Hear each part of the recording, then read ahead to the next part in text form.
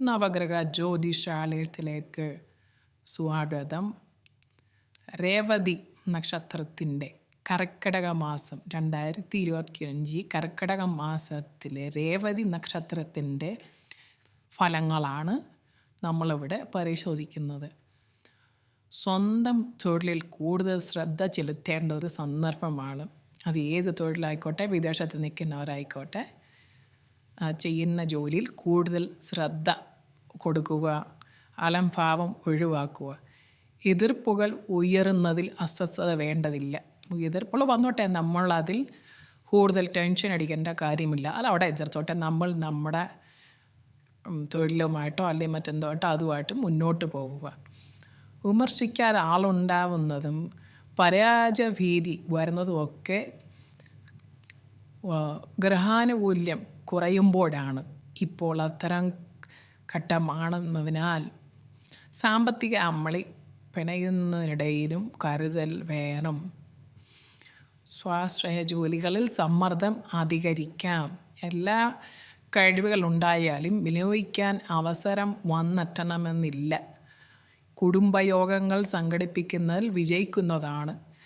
ചെറു സംരംഭങ്ങൾ ലാഭം നൽകാം.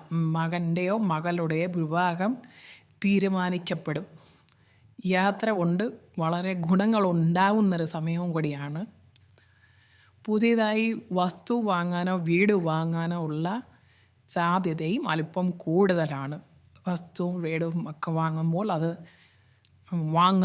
കരാറാകുന്നതിന് മുന്നേ ഏതെങ്കിലും അടുത്തുള്ള ഒരു ജ്യോത്സ്യനെ സമീപിച്ച് അത് പ്രശ്നം വെപ്പിച്ച് നോക്കിയതിന് ശേഷം മാത്രം വാങ്ങുന്നത് അല്ലെങ്കിൽ അഡ്വാൻസ് കൊടുക്കുന്നതായിരിക്കും ഉത്തമം.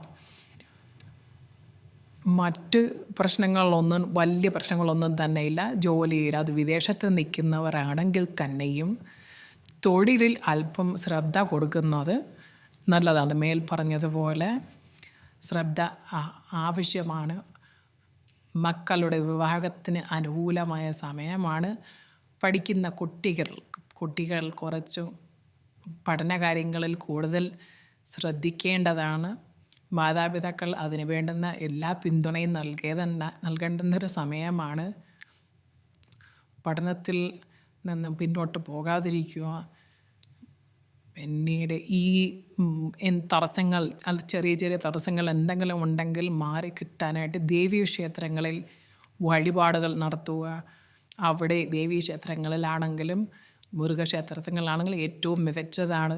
അവിടെ തിരുമേനിമാർക്ക് എന്തെങ്കിലും ദക്ഷിണ കൊടുക്കുന്നത്, പൂജയ്ക്ക് പറയുമ്പോൾ ആ ദക്ഷിണ കൊടുക്കുന്നത് വളരെ ഗുണം ലഭിക്കുന്നതാണ്.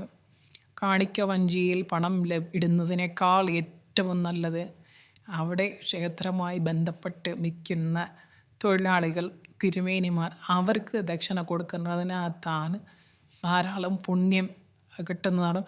മാതാപിതാക്കളുടെ അനുഗ്രഹം അത്യാവശ്യമാണ് ഈ ഒരു കാലഘട്ടത്തിൽ.